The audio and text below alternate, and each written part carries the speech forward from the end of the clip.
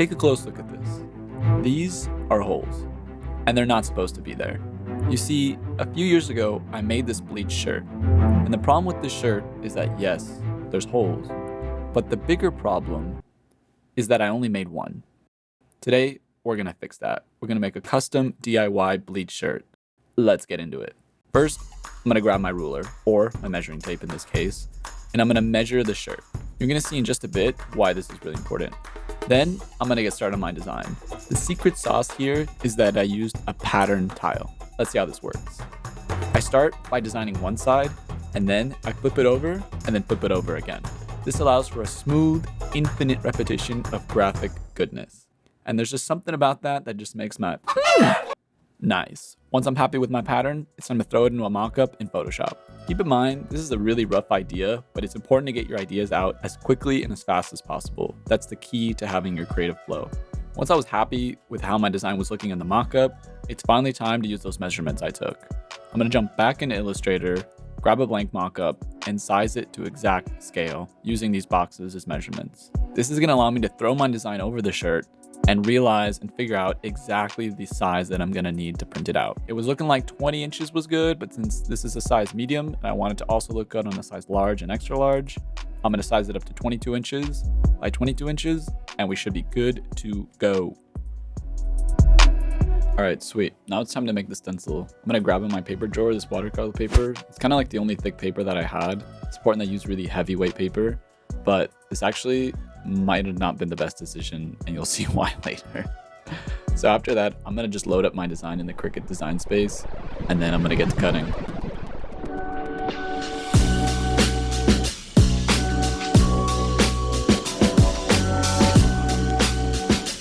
Usually I cut my stencils by hand, but I've never used my cutter to do it, and I really wanted to give it a try. Unfortunately, it's kind of small, obviously, so I need to split it up into these 4 pieces.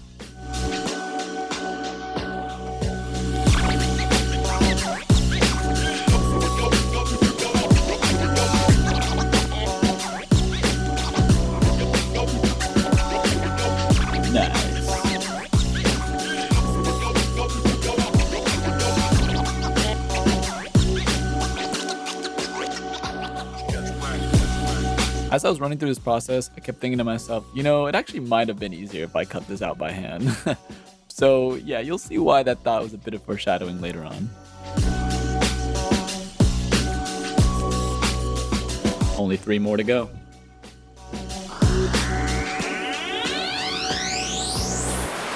Ah, shit. So the paper went in crooked, which means the cutter chewed up the paper. Luckily, I realized I just had to press the paper down to make sure the contact with the mat was nice and firm, and after that, we were all good to go. Nice. So at this point, I had my 4 separate pieces all ready to go. Now it's just about putting them together. I'm gonna start by taking a little bit of piece of tape and kind of tacking it down, and then I'm gonna seal the whole thing on both ends. Nice. Then I'm gonna grab my X-Acto knife, and I'm gonna kind of slice in between all those spaces that really need to be cut out.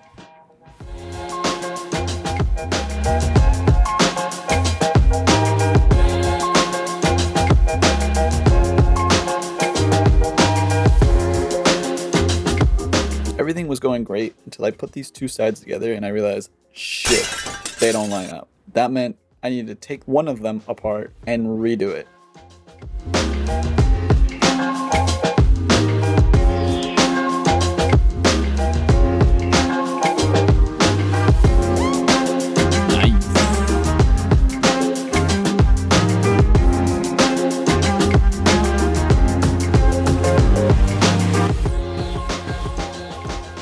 Now, here I am thinking I'm done, but I'm realizing that the stencil integrity and strength is just not where I want it to be. As you can see, it's flopping around. So I went back, added more pieces of tape, created new bridges, and touched it up, and now it's doing a lot better and ready to go.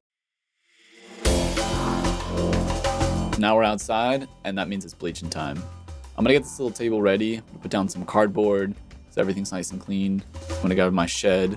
I'm gonna grab my bleach spray bottle that I specifically use for this purpose. Nice. I haven't used it in years, so yeah, it's a little dirty, but nothing a little rag and a little clean you can't fix.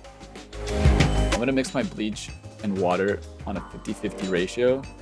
You can do less, but I do not recommend that you do more.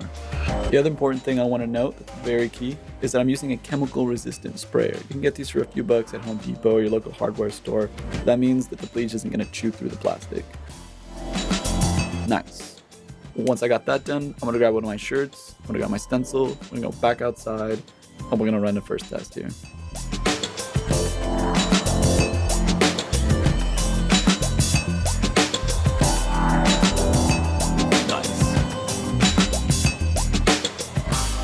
I find that putting a piece of cardboard in between your shirt kind of makes it a bit more sturdy to work with, and it helps prevent the bleach from seeping through the other side. Now I'm going to throw my stencil on. I'm going to double check my mock-up to make sure I have everything lined up correctly. Nice.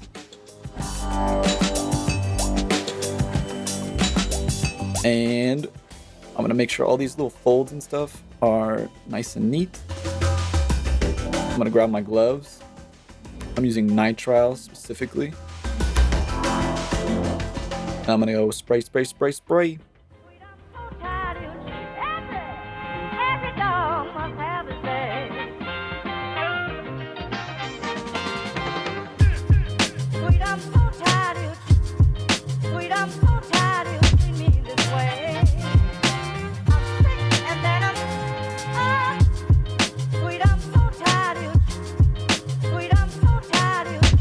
On my second attempt, I made sure to put a piece of cardboard to prevent overspray.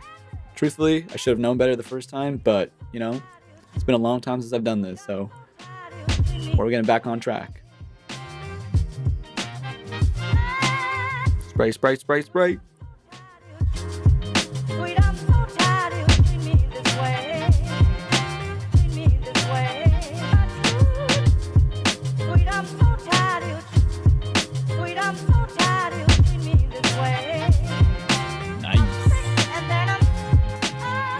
Here's a tip. If you find your stencil's a little wonky, you can use a stick to hold it down on the areas that it's popping up.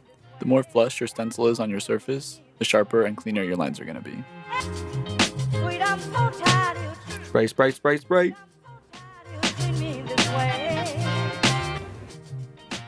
Now, after about 2 shirts, I started to become really worried about the integrity of my stencil, and that's not a good sign. As you can see in this very moment, the stencil's already falling apart, only after 2 shirts, and I was trying to do a run of a dozen.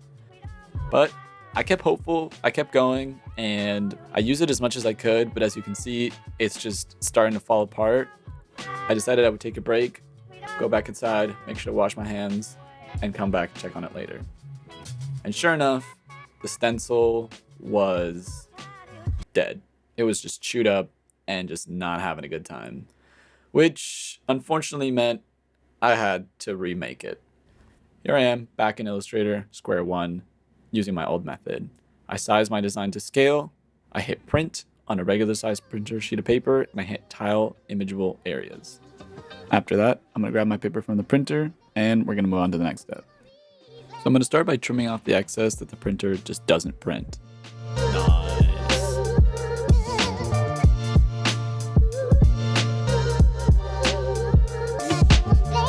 Then I'm gonna tack down my pieces together.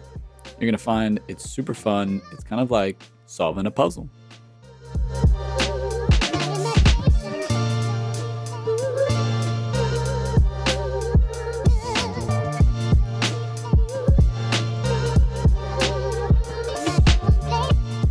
Now I'm gonna stitch together these 2 clear, translucent, plasticky sheets of paper that I found.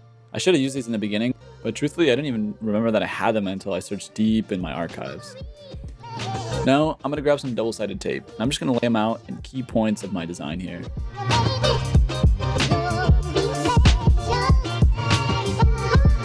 After that, I'm gonna lay down the sheets of clear translucent paper, which is gonna help me see my design. Generally, I put my stencil or my printed stencil on top, but in this case, I'm gonna try something a little bit different. Then I'm gonna trim off this excess. And I realized that I need to add a few more supports here, just like last time, to make sure the integrity of my stencil is nice and strong. And then it's cutting time. So this paper material, whatever it is, it's a little bit thin, which got me a bit worried, but I did test it while spraying some water on top of it, and it seemed like it was gonna hold up, which is all I really needed.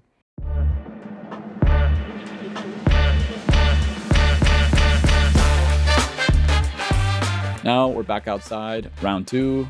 Once again, grab all my stuff, refill up the bottle, and we're back on track.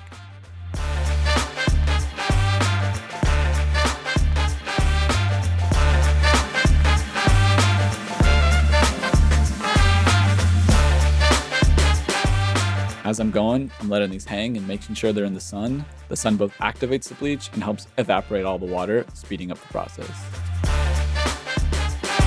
Nice. I'm gonna add my final little touches, and these things are finally ready to go.